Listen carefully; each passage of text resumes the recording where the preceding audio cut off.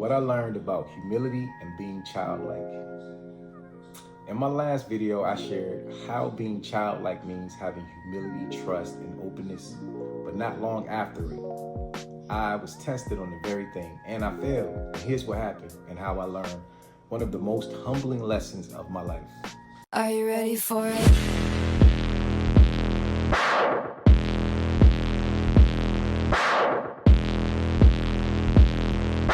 I had an argument with my brother.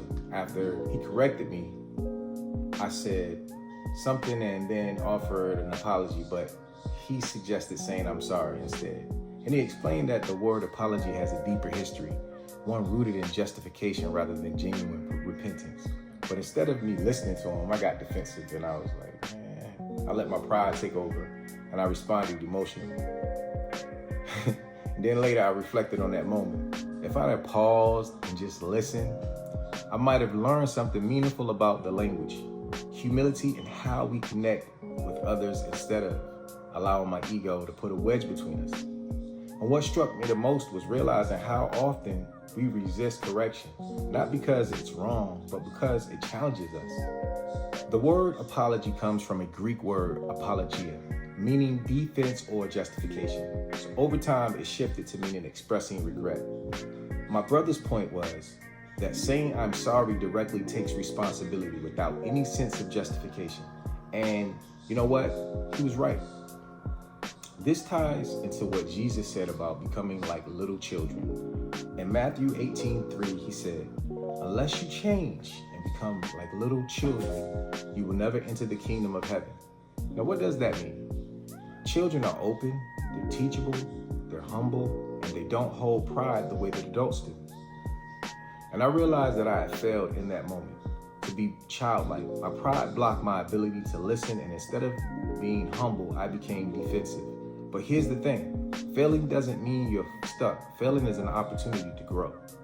So I decided to reach out to my brother and said, I'm sorry, not just for the argument, but for not listening to him. The act of humility is not just the words, but the willingness to learn, open the door for healing. And that's what I did. And we talked, and I gained a deeper appreciation for his wisdom. So here's my challenge to you. The next time someone corrects you, pause. And instead of reacting emotionally or defending yourself, ask, what can I learn from this? It's not easy, but that pause can be the difference between growth and a missed opportunity. And being childlike doesn't mean being immature.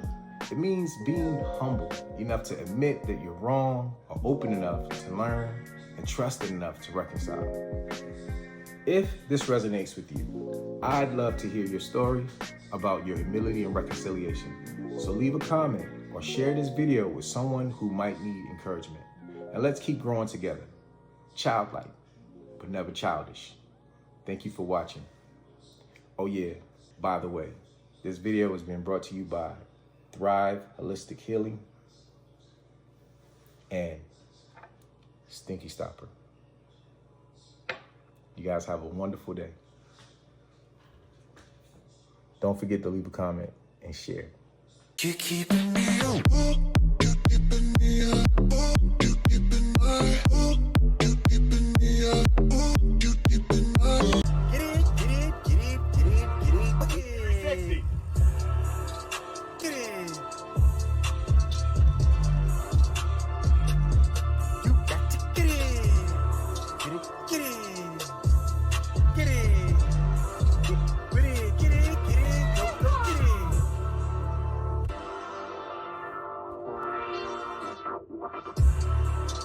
Get it. Get it. Imagine your favorite taste as a smell, intensified 10 times, in a bottle, so strong that one spray brightens your day, and it lasts all day long, and in some cases, all week. What if I told you you can have it in your life, and it can fit in your pocket? I would not advise you to eat it, although you may want to, but you can spray it wherever you want. We call it the Stinky Stopper, because it smells so good, it just changes your mood and puts a smile on your face.